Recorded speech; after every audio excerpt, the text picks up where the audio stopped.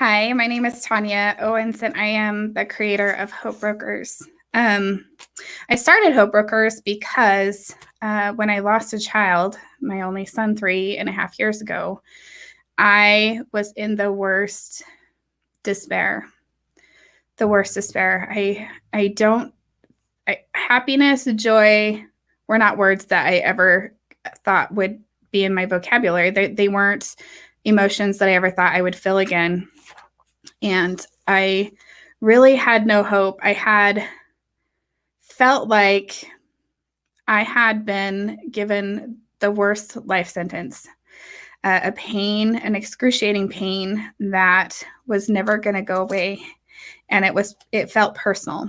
It felt like a punishment from God. I felt like I had done something wrong. In fact, I had gone through my entire life and inventoried all of my sins, the broken promises, the times I cried to God, and He helped me. And I wondered if I wasn't humble enough for the blessings that I did have. But I felt that it was personal. I really felt like it was a punishment because it was a pain that I had never felt. And it's a pain that I wouldn't wish on my worst enemy.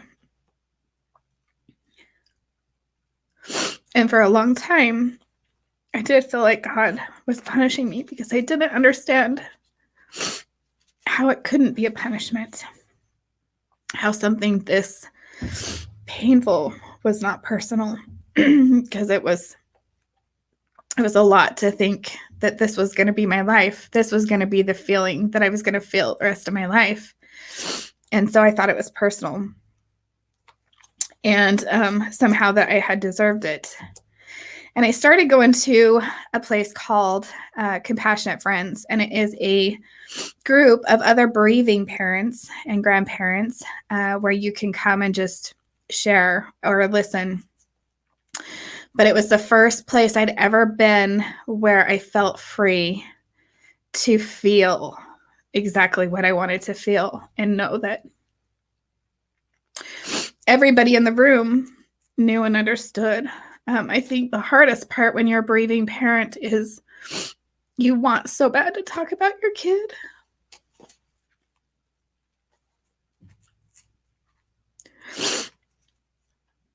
I wish I could talk about Talon all the time, every day, all day long.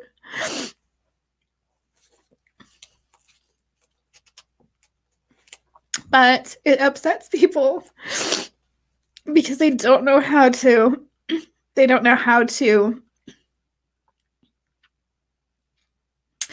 participate in the conversation, I guess. They don't know if they're supposed to participate in the conversation or if it's painful and so you feel like anytime you talk about your child that you bring the energy of the room down and you become sensitive to that.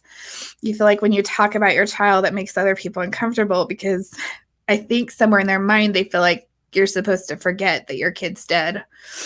But it really is, you want to talk about your child. You want to relive the memories. You want to hear their name. You want to know that they made an impact, that they're not forgotten. So anyways, I digress. Where was I going with this? So going to these groups, I found that I had a sense of relief for once to just be in a room and be able to just cry and know that I'm not upsetting people around me, to be able to talk about my child and know that I'm not making people uncomfortable, to be able to just sit with the pain and understand that there is a room full of people that knew exactly what I was going through. And I was not alone in that. And not only that, but there were people in that room that would tell you that they were happy, that they loved their life, that they were enjoying their life, that they found joy after the loss of a child. And that gave me hope. That gave me hope for the first time. And so I wanted to start Hope Brokers because I feel like there's so many people out there that have a story, and there's so many people out there who are triumphant, who are grounded in their beliefs that they can be grateful, they can be happy, that they are responsible for how they react to all circumstances in life, good, bad, or indifferent. We are 100% accountable. And we have to find ways to create joy in our lives. And that's on us. It's 100% on us. We can't wait for things that are awesome to happen to us. You go out and you create those, and it honestly can happen every day. So I started Hope Brokers because I wanted other people to hear these amazing stories of people who were triumphant and inspiring and just killing it at life, and bringing people up around them, and elevating themselves, elevating other people around them, elevating the world around them. And it's magical. And I want to share those people with you. But today, I might do this actually quite often, because it's hard sometimes to do interviews and get them squeezed in once a week. But I came across this and I thought about my relationship with God. It suffered after Talon passed, because it was so personal. And I felt like I was punished, and I was angry that he was punishing me. And so I was angry at God, and I didn't have a relationship, and I didn't want a relationship. And it wasn't until I realized that there were so many other parents that were amazing people, who were pillars in their community, who were kind, compassionate, caring, and they did not deserve to lose a child. And nobody deserves to lose a child, but I did not deserve to lose a child. And that was my validation, was seeing all these other people and realizing that none of us deserve this. None of us were being punished. It's just it is what it is, right? Things happen, trials happen. And when we are given a trial,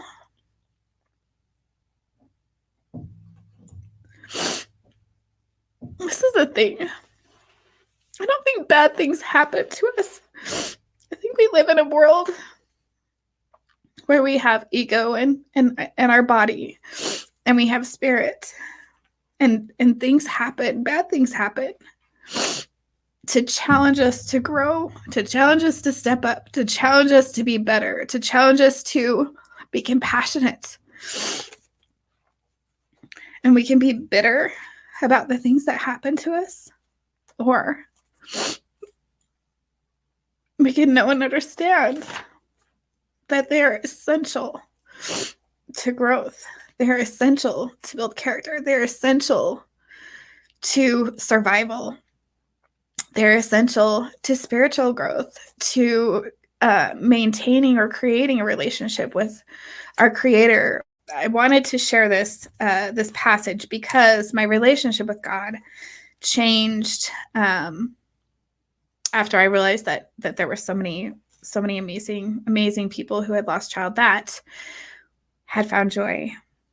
And that was a big aha moment for me, and the first real epiphany that started me in my healing, in my relationship with God. I'm so grateful that I have the relationship that I do with God, because I'm very much aware that Talon is in the happiest, most joyful, most euphoric state.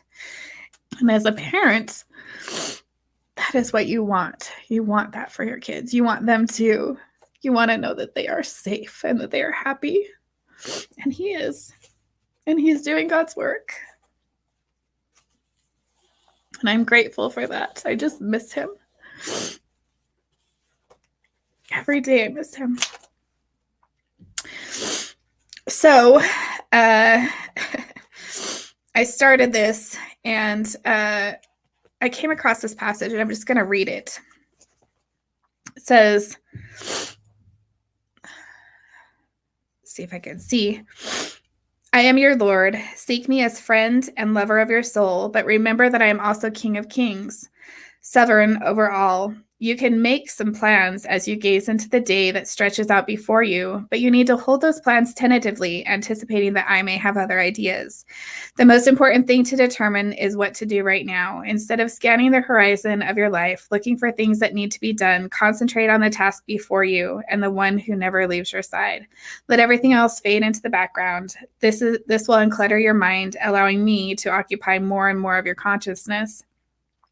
Trust me to show you what to do when you have finished what you are doing now. I will guide you step by step as you bend your will to mine. Thus you stay close to me on the path of peace.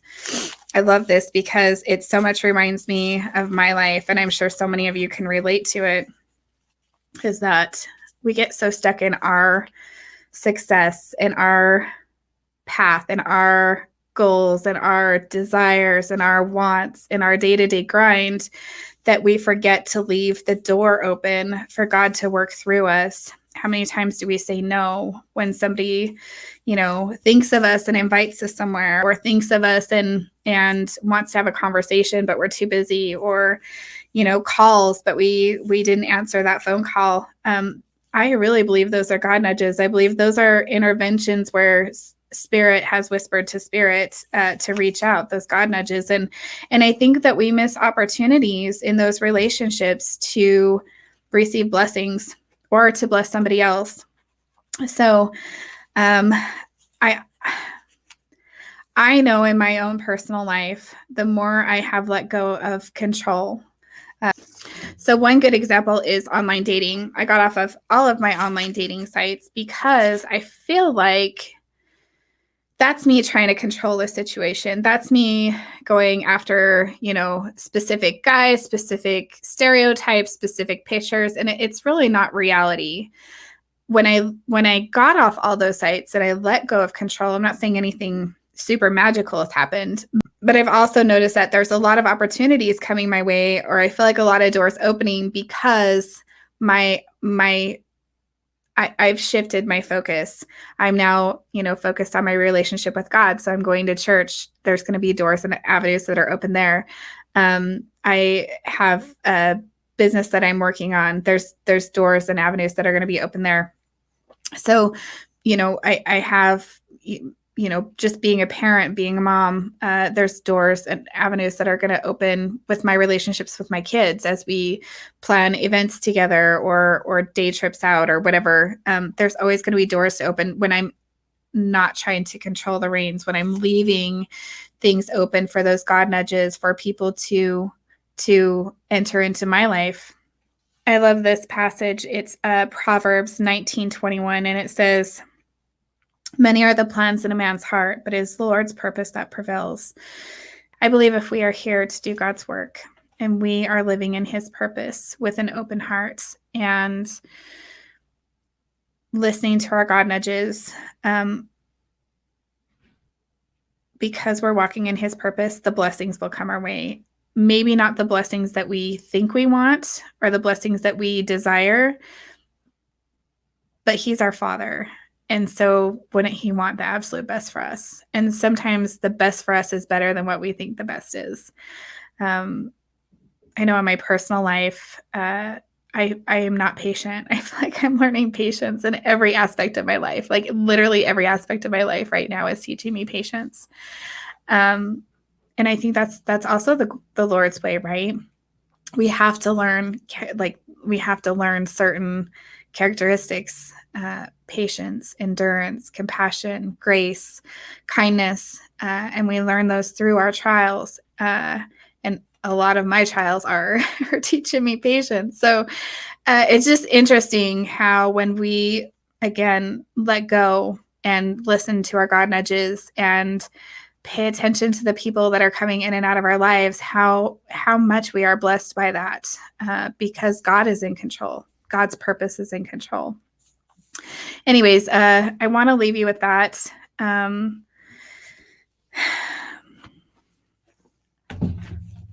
Life is crazy. We are in crazy times. But I know one thing is for sure. The more that I unplug from social media, the more that I unplug from news channels, the more that I unplug from other people's opinions, and the more that I plug into God, the more at peace that I feel.